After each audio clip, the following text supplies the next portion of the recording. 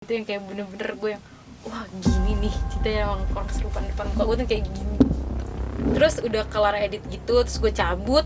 Pas gue balik lagi, ternyata kakak gue yang sebagai editor, terus Paldi tuh yang kayak dengan huru haranya bilang, Pir, lu denger deh, ini ada suara yang bilang salam. Terus gue pas denger, katanya sih itu masih ngikut di mobil itu tuh handphone tadinya baik-baik aja gitu, masih bisa normal.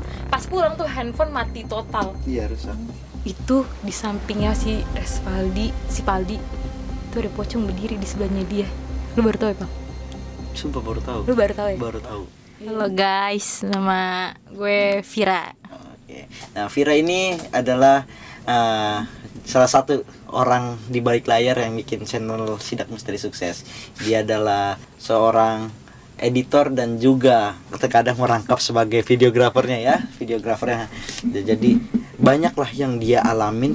Sampai sekarang pun saya belum tahu ya, belum tahu, tapi banyak yang dia tidak ceritakan. Saya pun juga kayak nggak pernah jarang menanyakan kayak apa sih yang lu alamin tadi gitu loh. Itu jarang banget. Makanya sekarang ada Vira di sini sebagai salah satu perwakilan kru Sidak Misteri untuk menceritakan pengalamannya selama berkonten dengan channel Sidak Misteri.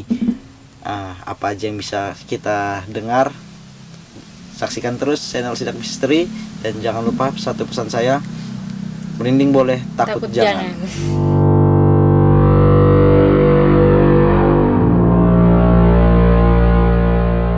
Oke, Fir, lu punya pengalaman mistis apa nih yang bisa diceritakan di channel Sidak Misteri ini? Oke, sebelumnya nih untuk kalian yang nggak tahu, gue tuh sama Paldi kita kerjasama dalam satu tim namanya Sidak Misteri. Oh iya. Gue sebagai kadang editor, kadang videografer. Multi talenta lah intinya lah. Jadi sebelum lu menjelaskan lu harus kenal gue nih. Oke, Fir, ada pengalaman mistis apa yang pernah lu alamin selama ini? Hal mistis sih pasti ada ya, karena kan kita kan kayak bergerak dalam dunia perhororan duniawi ini kan. Benar. Tapi menurut gue yang paling awal berkesan tuh ini sih, video yang kita bikin di mana tuh paling di sebelah yang benteng Belanda itu. Oh, oke. Itu tadinya gue tuh disuruh masuk kan buat ikut syuting tuh, cuman gue menolak karena medan untuk masuknya susah. Itu pertama. Terus kedua, gue waktu itu masih penakut banget, jadi gue kagak mau juga. Terus habis itu kan gue yang edit nih, itu gue tuh dapet waktu itu gue dapet bagian buat ngedit suara-suara gitu kan. Dulu kan Paldi kan kalau bikin video itu selalu ada kayak rekaman suara-suaranya, terus kayak ditinggalin kan merekanya. Itu tuh pas gue ngetelaah untuk ngedengerin suara-suara itu, gue tuh dengan santainya yang kayak ini suara kayak gini. Oh, kebanyakan tuh kayak suara angin bla bla bla sampai belakang gitu kan. Terus sampai kayak di ujungnya tuh kayak gue tuh gambling nih, kayak ini tuh kayak suara angin cuman kayak apa ya, aneh aja gitu, nggak kayak di sebelum-sebelumnya. Terus gue yang kayak yaudah deh, gue keep yang ini, yang lain yang sisa belakang-belakangnya lagi gue cut gitu kan. Terus udah kelar edit gitu, terus gue cabut. Pas gue balik lagi, ternyata kakak gue yang sebagai editor, terus Paldi tuh yang kayak dengan huru haranya bilang, Pir, lu denger deh, ini ada suara yang bilang salam. Terus gue pas denger, itu yang kayak suara bener-bener kayak Assalamualaikum. Tuh kalau kalian ngeh tuh ada di video tuh, kalian tonton aja. Itu bener-bener yang kayak katanya tuh kalimat tuh Assalamualaikum. Terus kayak wow, merinding gua, bulu kuduk gue merinding. Sebenarnya tuh ada cerita di setiap video gitu. Terus apa lagi ya, kita video yang gue tuh untuk pertama kalinya ngelihat orang kesurupan itu tuh gara-gara Paldi ini, gara-gara kontennya si Paldi. Itu yang di videonya itu yang di danau.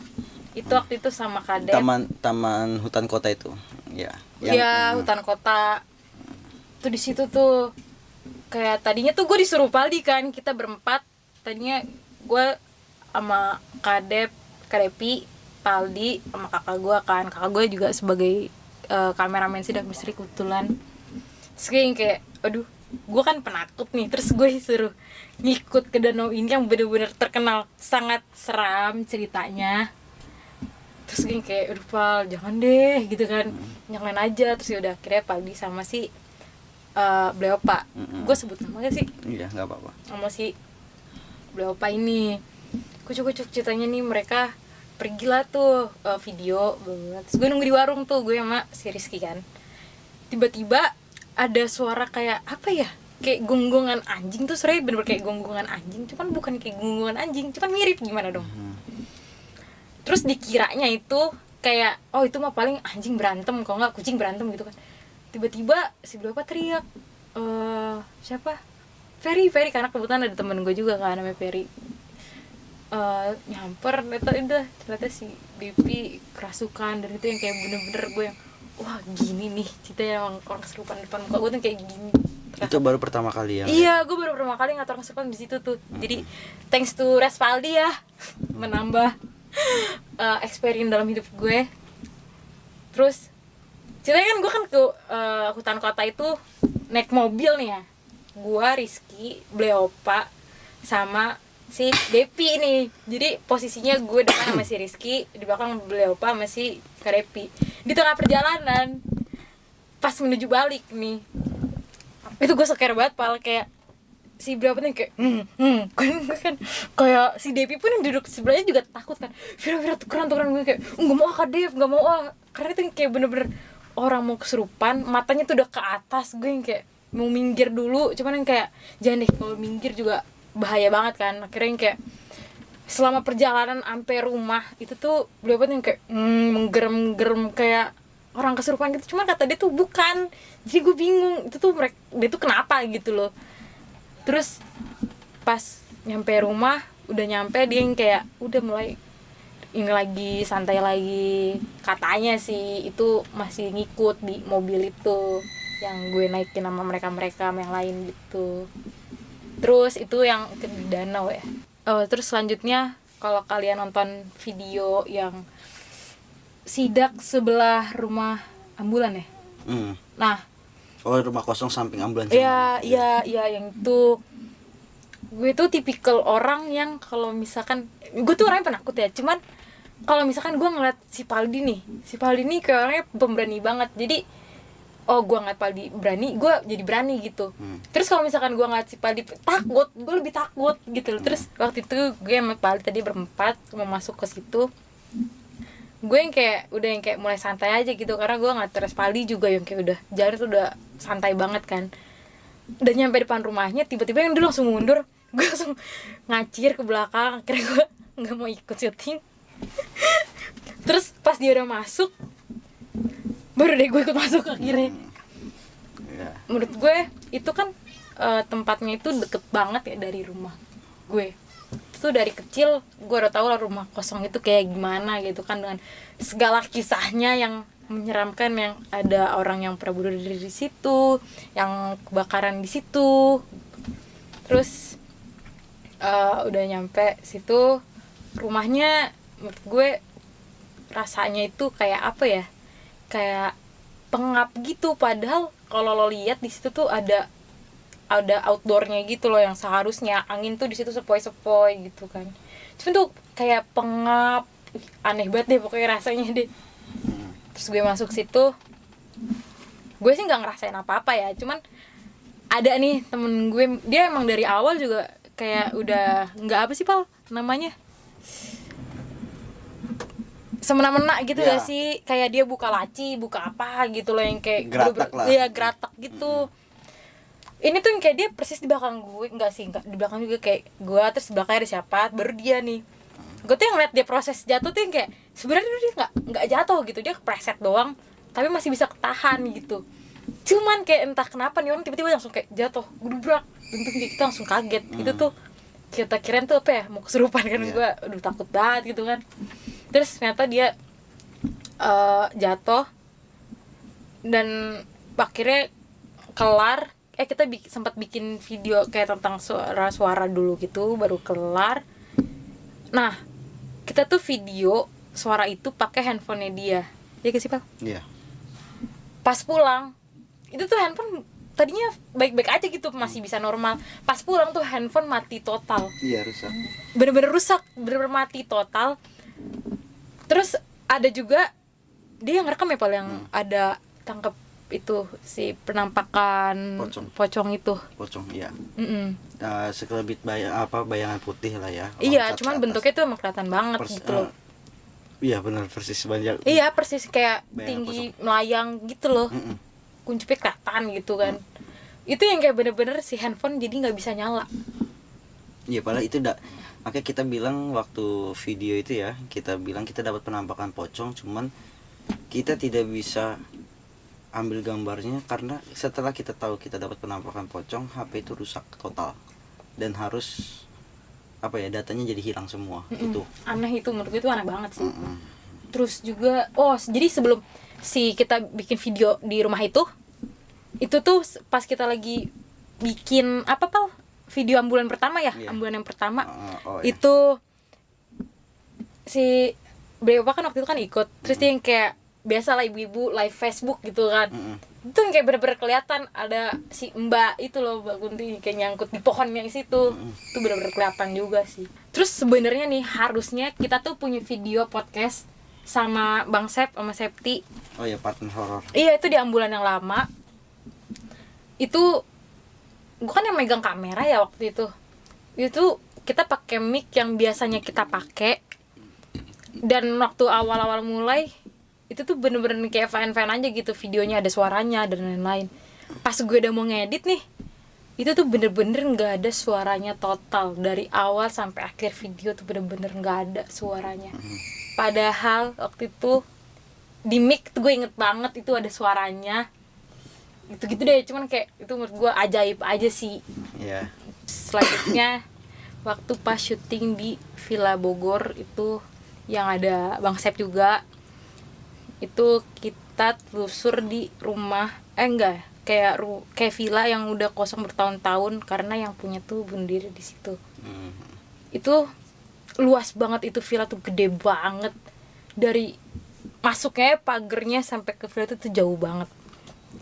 Itu tuh tadinya kan gue nih yang megang kamera kan, pas kita lagi ngesetting kamera tuh itu yang udah diketawain yang kayak gitu-gitu tuh, yang kayak semua kru tuh semuanya denger, orang-orang langsung pada jiper semua, langsung kayak udah syuting lagi set. Itu baru bikin di pos pertama ya, bilangnya pos bukan sih Pal? Yeah. Gue nggak tahu lah. Terus pas mau mendekati ke si TKP-nya ini nih, gue tuh yang kayak aduh gue nggak bisa lanjutin nih, karena perasaan gue tuh kayak bener-bener gue nggak enak banget. Gue kalau gue tuh ngikutin perasaan ya, kalau misalkan ini tempat masih bisa gue iniin, gue lanjut. Kalau misalkan nggak bisa, gue bakalan up. Gue yang kayak nyuruh lo aja deh gitu. Ini yang bener-bener tadinya gue mau videoin, gue yang tiba-tiba udah lo aja nih, gue kasih ke temen gue buat yang ngevideoin. Terus gue duduk sama, waktu itu ada temen gue, si temen gue tuh bilang pas si Paldi sama kru yang lain udah mau masuk tuh kayak di depannya gitu, di samping-samping rumah itu ya, mereka kan kayak ngintip-ngintip dulu nih di samping rumah ini ada apa gitu kan. Temen gue tuh bilang Bir lihat deh, itu di sampingnya si Paldi itu ada pocong berdiri di sebelahnya dia. Lu baru tahu ya Pak? Sumpah baru tahu. Lu baru tahu ya? Baru tahu. Iya, itu gue nggak bisa lihat ya, masa sih, cuman iya pikir itu di sebelahnya si Paldi. Ini kayak mungkin itulah kenapa gue tidak diperbolehkan. Saya perasaan gue tidak memperbolehkan gue untuk masuk gitu. Mereka masuk terus keluar, mereka ke kamar mandi. Itu yang bener-bener semua yang ngevideoin Paldi itu anak bangsit. Tiba-tiba tuh mereka pada menyium bau apa sih Pak waktu itu lupa? Anyir. Bau anyir ya, katanya parah banget baunya. Kalau misalkan gue main lain sih nggak nyium gitu. Cuman itu sampai Bang Sep aja yang sampai mual-mual banget deh. Itu dia sampai pusing dan lain-lain. Sering sih kalau misalkan diketawain dan suara ketawa, suara nangis tuh sering banget. Kadang juga ada yang sampai kayak nyautin Paldi gitu-gitu mah pasti ada suaranya. Sayangnya aja nggak ketangkap kamera. Oke, Fir. Jadi teman-teman ya, buat teman-teman semua yang nonton, hampir ini semua saya kaget yang dia dengerin. Apalagi termasuk pocong yang dia bilang ada di samping saya ketika syuting di villa. oh yang bekas bunuh diri itu ya, Iya. villa di salah satu villa Bogor yang udah berpuluh-puluh tahun ditinggalin sampai mau ambruk itu karena penghuninya yang punya itu bunuh diri di situ. Dan ini bener-bener saya kaget ya, katanya ada pocong. Ini saya baru dengar, bener-bener baru dengar, belum sebelumnya itu belum pernah dengar ya, sebelumnya itu belum pernah dengar. Cuman dari apa yang diceritakan dia itu sebenarnya itu memang benar adanya ya kan. Buat teman-teman mungkin cuma ngeliat kayak sebatas di video doang, tapi tidak pernah ngeliat nih kita nih apa suka dukanya kita itu selama proses syuting itu seperti apa gitu ya kan. Jauh-jauh datang ke Bogor dengan berbagai hambatan itu banyak hambatannya kayak gitu ya kan. Nah, tadi bahas masalah rumah yang samping ambulans Iya, ya. samping ambulan. Rumah. Nah, kebetulan itu rumah memang dekat kita. Kita pun itu rumah dari zaman kita mungkin belum lahir lah ya. Iya, dari udah lama banget parah. Saya umur 20. Ada yang mungkin ada yang tinggal di situ, cuman Iya. nggak ada yang pernah bener-bener gelandangan betah. lah sebagai Iya, sebagai tunawisma gelandangan gak ya, sih? tunawisma gitu. Cuman itu memang murni ya dari mungkin dari saya sebelum saya lahir pun juga itu udah kosong ya, karena waktu saya kecil pun itu udah kosong gitu kan.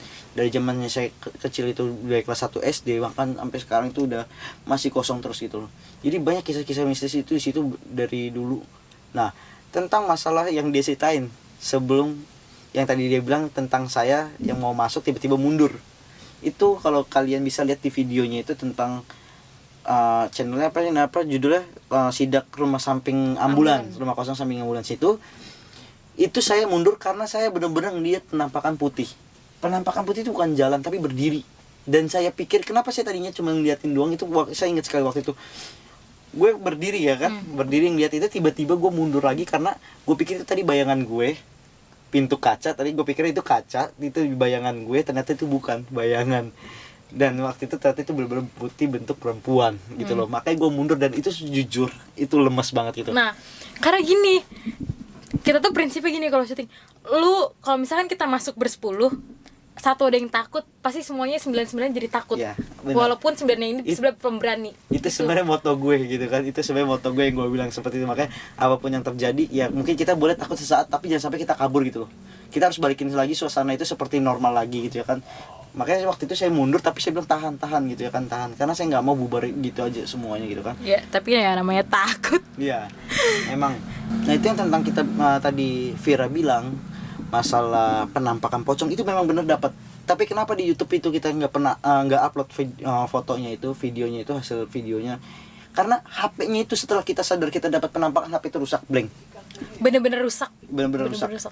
Karena saat kejadian itu dua handphone rusak. Yang pertama itu iPhone-nya, yang si orang itu yang geratak itu maksudnya bukan geratak ya, agak seruntulan itu adik saya sendiri Fobi, itu dari awal masuk memang udah seruntulan, yang jatuh pun dia, yang HP-nya rusak pun dia. Itu. Ketika kita selesai syuting itu, ya kan, kita tahu kita dapat rekaman pocong, HP itu seketika ngeblank, terus HP itu nggak bisa hidup, nggak bisa nyala, sampai akhirnya harus dikembalikan ke setelan pabrik, datanya hilang semua. Itu benar-benar kecewa sih sebenarnya, karena waktu itu kita udah benar-benar yakin 100% kalau penampakan itu penampakan pocong. Penampakan pocong kayak asap putih tembus tapi berbentuk pocong. Betul kan? Iya, sampai kuncup yang begininya tuh bener-bener kelihatan sih. Betul. Nah, itulah yang benar-benar kayak apa ya? Kalian mungkin lihatnya kayak gampang aja kita masuk gitu itu kan. Ini sebenarnya di baliknya ini kita punya latar belakang yang susah payah buat kita masukin gitu kan, sampai banyak hambatan-hambatan yang kita laluin gitu ya kan. Dan juga dan pertama itu yang pertama bikin kagetnya. Kedua tentang masalah Oh iya, tunggu, BTW itu kan si ada si Fobi ini kan, si Fobi ini kan jatuh. Itu sakitnya tuh kadang sampai sekarang gitu masih suka yang Oh iya. tiba-tiba suka sakit belakangnya sampai sekarang. Sampai sekarang dia sakit semenjak jatuh itu. Sampai sekarang dia memang waktu itu sampai sempat urut ya besoknya ya, sampai langsung urut kan. Tapi nggak sembuh juga. Udah lama banget tuh kejadian sebenarnya. Ya. Terus kedua saya kaget tentang masalah konten kita yang ada di taman hutan kota itu ya, danau itu ya, danau. Kalau yang saya kaget apa? Karena kita ke sana itu memang ada yang naik mobil, ada yang naik motor. Kalau nggak salah kita naik motor itu 4 motor, bawa mobil satu mobil jadi gitu. Nah yang naik mobil itu perempuan semua gitu loh, ada perempuan saat itu 3 orang gitu kan, 3 orang. Dan saya juga baru dengar kalau misalkan salah satunya bule saya itu pengen kesurupan juga ya di dalam mobil ya. Itulah tadi teman-teman juga nanya tentang di Q&A tentang pernah gak sih banyak teman-teman yang nanya sering diikutin sampai rumah. Ini buktinya dari tim sidak misteri, salah satu tim sidak misteri ya kan. Kalau misalkan itu tuh diikutin sampai rumah, ada di dalam mobil, itu benar adanya gitu kan. Walaupun kita udah ada jauh gitu loh, sampai benar-benar mau masukin bule saya. Mungkin saat itu bule Ova mungkin kuat ya. Iya, dia kayak ngelawan. Jadi kayak pas ditanya juga, ini berapa sebenarnya gimana sih, kesurupan apa enggak, ini berapa lagi nahan. Karena kata beliau apa tuh, si yang ngikutin dia tuh di atas kap mobil gitu loh, Pal. Ya, jadi itulah. Terus tentang masalah cerita yang di Villa Ayu ya. Tadi Villa ya. Ayu. Bukan Villa. Tapi ada loh cerita di Villa Ayu sebenarnya. Gua nggak masuk sih, cuman gue kan yang ngedit nih. Nah, itu pas gue perlahan dengerin suaranya tuh, pas di segmen mana gue lupa, ada suara anak kecil ngomong cekrek tuh gue inget banget karena gue ini suara apaan? Gue gedein lagi, ini tuh persis suara anak kecil ngomong cekrek berkali-kali ngomong cekrek gitu. Oke teman-teman, itulah ya kan cerita yang di Villa Ayu tadi itu banyak yang karena apa ya, dari sisi kru dengan sisi tim utama itu kadang-kadang kita punya pengalaman tersendiri, khususnya kru pun sendiri tidak tahu apa kita tuh nggak pernah tahu karena dia nggak pernah cerita. Karena tuntutan kita saat itu, kalau takut tolong pendem, jangan pernah ditunjukin karena kalau satu orang takut di situ itu bakal mempengaruhi semuanya, bakal jadi penakut gitu ya kan. Sama seperti halnya cerita yang di Villa Bekas Bunuh Diri itu ya. Saya pun juga baru tahu ini, benar-benar baru dengar kalau misalkan di situ ada pocong yang bersampingan dengan saya ketika saya mau masuk. Ini benar-benar baru tahu gitu loh. Memang sih walaupun waktu kita pertama kali datang, kita nyiapin perlengkapan, itu memang benar-benar udah disambut dengan suara tangis. Suara ketawa cekikikan perempuan. Iya, cekikikan deh. Dan di situ hampir 15 orang kita semua dengar karena kita waktu itu ramai karena kita 2 tim ya. Kita sedang kolaps dengan BKN ya. Waktu itu ya kan dari BKN. Memang masalah yang tadi Vira bilang tentang bau anyir itu memang kita udah ngomong ya di YouTube itu ada bau anyir. Sebenarnya nggak semuanya yang nyium. Kita kan berempat syuting gitu ya. Syuting itu berempat tim utamanya itu. Cuman kameramen doang yang nggak nyium bau anyir. Yang lain pada nyium 3-3-nya, tapi cuma 1 orang yang nggak nyium bau anyir. Gue mungkin saat itu pengen muntah, tapi gue masih bisa tahan. Cuma Septi doang yang nggak bisa nahan sampai dia akhirnya muntah gitu ya kan. Nah itulah makanya kenapa banyak kadang-kadang kita tuh tim sidak misteri itu kalau misalkan kita mau explore, mau konten itu kita bagi 2 tim. Tim utama yang masuk itu nemenin untuk syuting, dan tim kedua yang standby di luar gitu loh. Makanya jadi kadang-kadang itu kita punya cerita tersendiri gitu ya kan, dari bagian tim yang di depan dengan tim yang utama. Dan kekurangannya kita pun nggak pernah kita tanya. Saya pun juga jarang nanya ke kru sidak misteri apa yang mereka alami. Nah ini baru sebagai kepikiran banget buat cerita-cerita tentang pengalaman di balik kru sidak misteri ya kan, tim sidak misteri yang lainnya gitu ya kan. Baru pertama kali ini doang kepikiran gitu. Jadi yang kata pas kita di kantor pemerintahan itu waktu itu kita dikit ya gak sih? Iya. Maksudnya dari sidak misteri cuman gue sama Paldi, terus sama yang lainnya itu udah bukan kru sidak misteri kan, Dari Gulita TV. iya.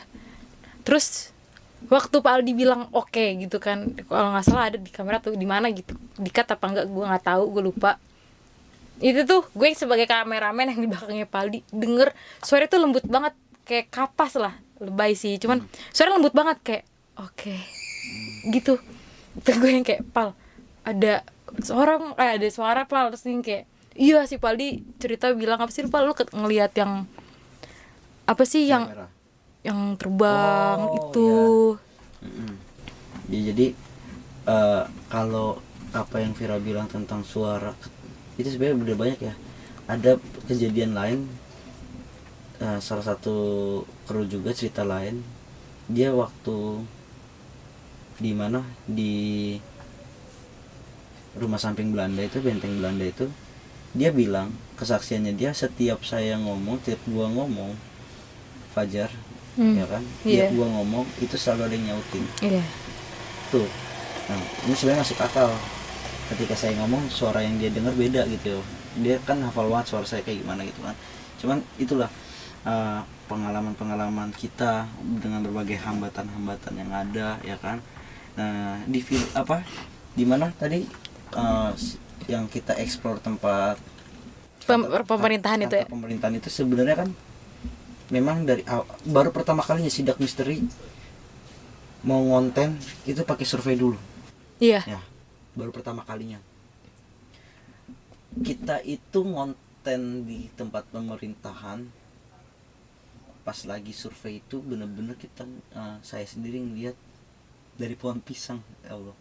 Itu kalau ingat bener-bener jelas banget pohon pisang itu terbang bayangan putih ke atas, terus pohonnya gerak cuma satu tangkai itu doang.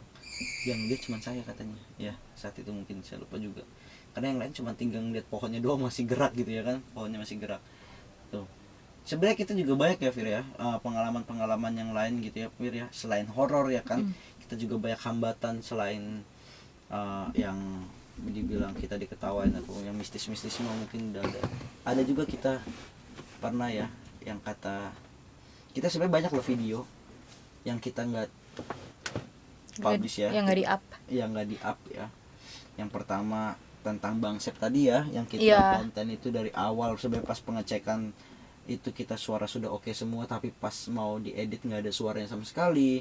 Terus yang kedua waktu kita ngonten tempat horor, tempat angker di daerah Jakarta Utara, bekas kantor swasta, ternyata hambatannya ternyata tidak seperti ekspektasi kita. Yang dipikir itu tempat angker banget, nggak ada yang berani masuk, ternyata itu tempat prostitusi. Nah enggak, tapi di situ lu inget gak sih yang pasti kan di situ juga ada Bang Sep ya, ada Septi, yang Septi di paling belakang, terus tiba-tiba dia lari sendiri Pal. Ya. Jadi kita jalan tuh bereretan gini kayak Paldi, belakang lu siapa ya? Waktu itu Fajar atau siapa ya? Nah, gue baru belakangnya itu Bang Septi. Tiba-tiba si Septi kayaknya jalannya tuh udah lebih jauh gitu, maksudnya dia masih ketinggalan belakang lah pokoknya.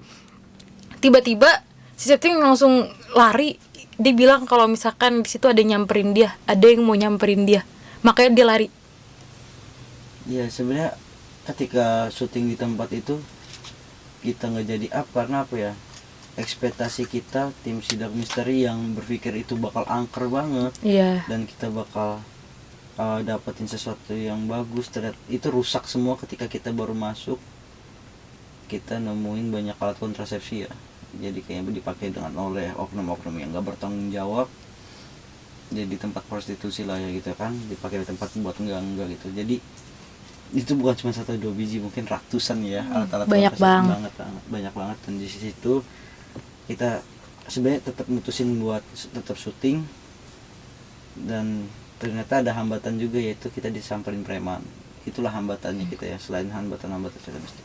Nah Pir, selama ini lu kan mungkin baru berkecimpung di dunia mistis ya, di selama jadi videografer Sidak Misteri ya.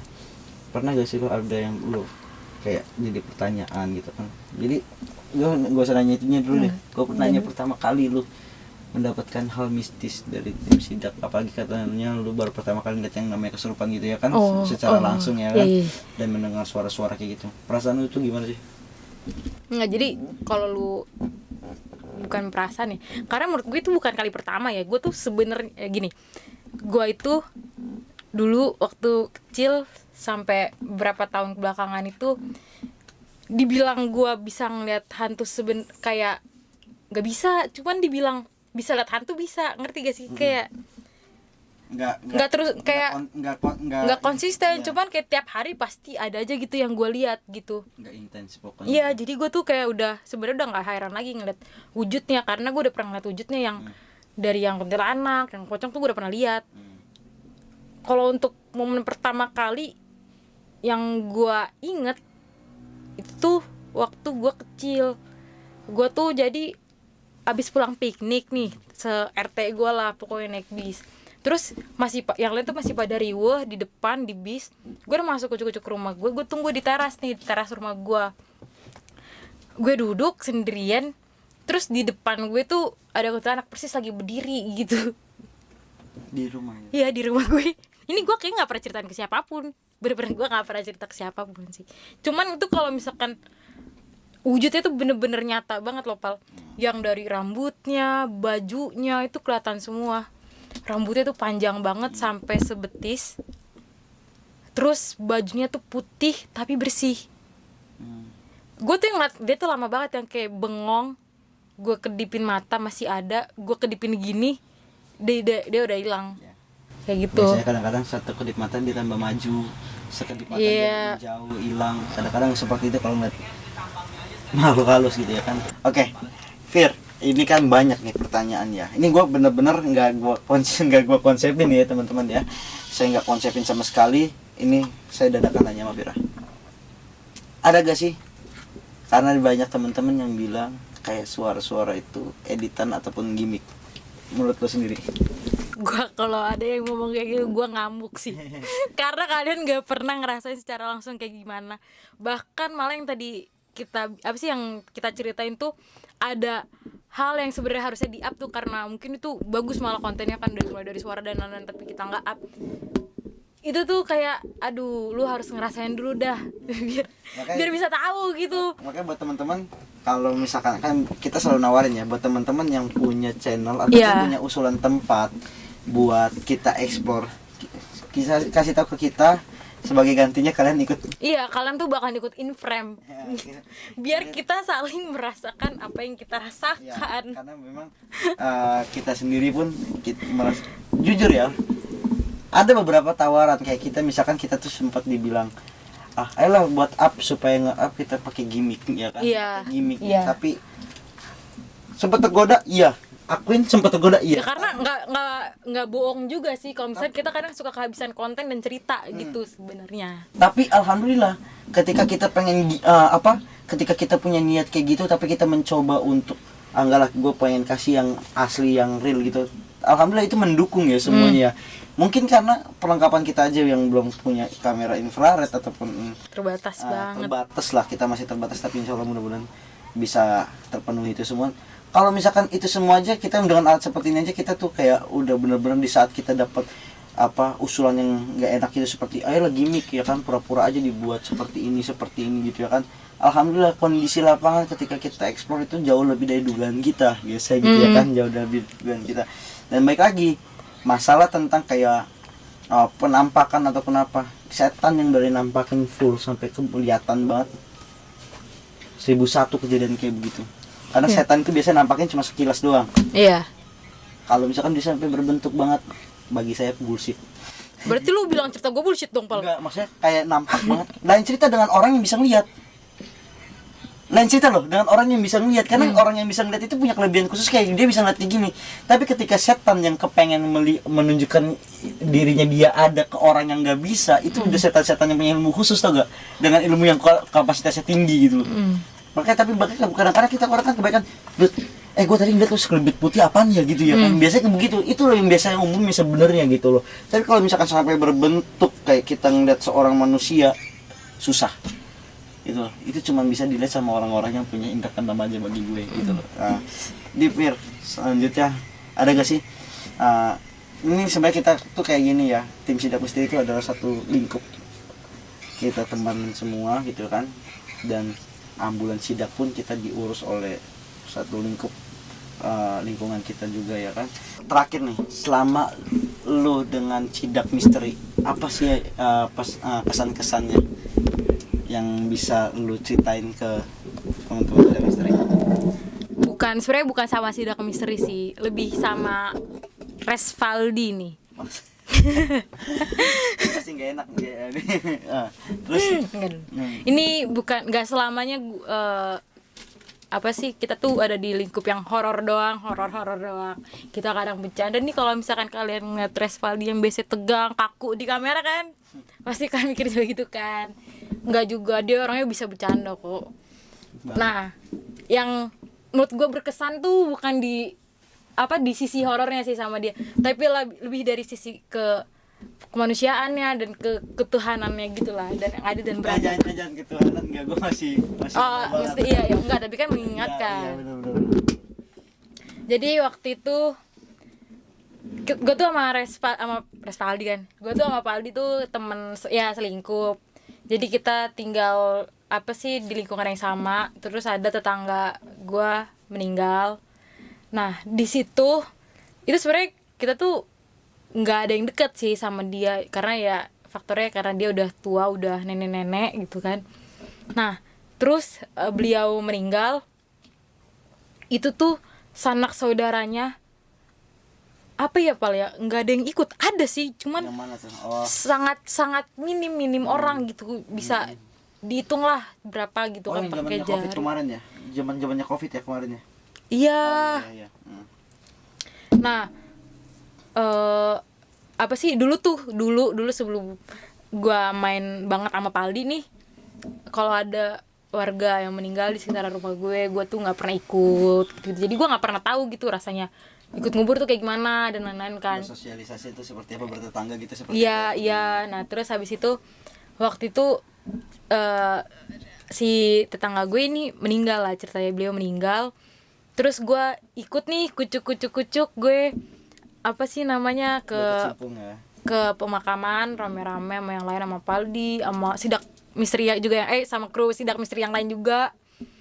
Terus di situ pas ditanya siapa keluarganya, ada yang mau turun nggak, mau makamin gitu. Ini nggak apa-apa kalau ini ngomongin kebaikan terus lu nya di ini juga.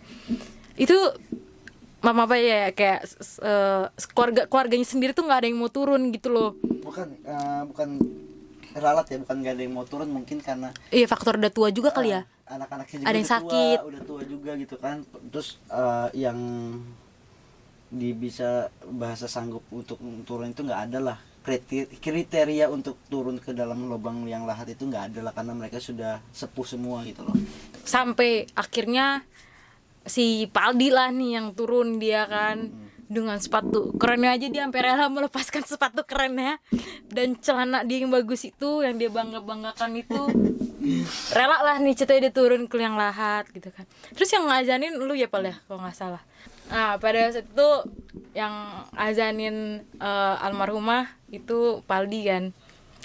Pas nyampe kalimat hayal sholat, maaf ini gue bukannya ketawa, cuman gue tuh ngetawain diri gue sendiri gitu, betapa ini ya gue gitu. Nggak, ini bener serius. Jadi ketika kalimat hayala sholah itu gue yang kayak hati gue tertusuk banget sih. Gimana ya bahasanya, hiperbola, cuman ya gimana ya, iya terenyuh banget. Gue orangnya jarang sholat, jarang ngaji gitu kan. Ini gue jujur-jujur aja, cuman ketika mendengarkan kalimat itu gue mikir kayak aduh jangan sampai ketika gue udah dipanggil gitu kan sama yang Maha Kuasa, sama Allah gitu, gue belum menunaikan kewajibannya Islam secara lengkap,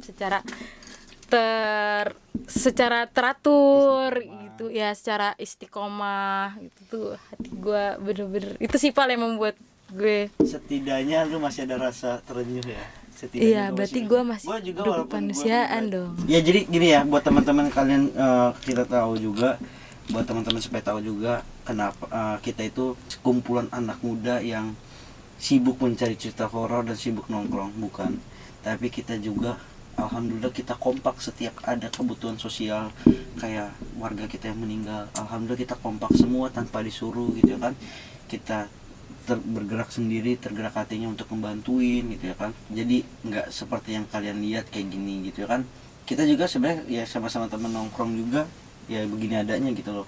Kita juga suka doyan bercanda, begadang gitu kan hampir tiap hari. Tapi kita bukan suka kumpulan anak muda yang istilah kata nggak peduli dengan sekitar gitu. Mudah-mudahan alhamdulillah dari semua tim Sidak Misteri untuk jiwa sosialnya alhamdulillah saya akuin masih ada lah, masih tinggi gitu kan.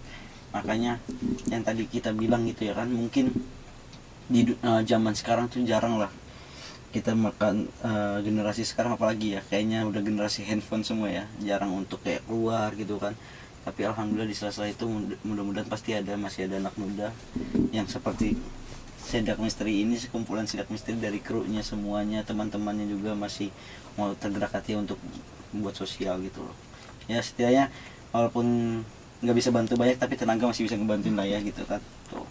Oke teman-teman, sekian ini cerita-cerita dari pengalaman dari sisi kru ya, dari mata kru ya kan. Dari sisi Vira kayaknya bakal ada lanjut lagi nih.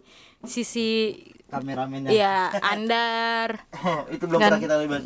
Fajar. Tapi yang jelas buat teman-teman sekali lagi jangan pernah berpikir kita itu gimmick, dan apa yang kalian tonton itu sebenarnya nggak semulus perjalanannya. Iya bener-bener. Nih kita sampai kadang suka kalau misalkan minta izin sampai dimaki loh sama orang, pernah loh. Iya sampai karena kita nggak semulus lah, intinya nggak semulus seperti apa yang kalian lihat di YouTube, tinggal terima jadi ya kan. Tapi perjuangan kita di situ banyak banget gitu ya kan, perjuangan untuk menjadi konsumsi teman-teman semua untuk ditonton gitu ya kan. Oke teman-teman, sekian cerita dari kru Sidak Misteri yaitu Vira dan saya juga Kopaldi. Buat teman-teman sebelum kami akhiri, kami ucapin terima kasih telah menonton channel Sidak Misteri, dan buat teman-teman yang belum subscribe channel Sidak Misteri, mohon untuk subscribe karena biar kita giat lagi bikin kontennya. Dan jangan lupa like, subscribe, dan komennya ya. Jangan lupa follow Instagramnya Kopaldi. Oke, buat teman-teman terima kasih sekali lagi.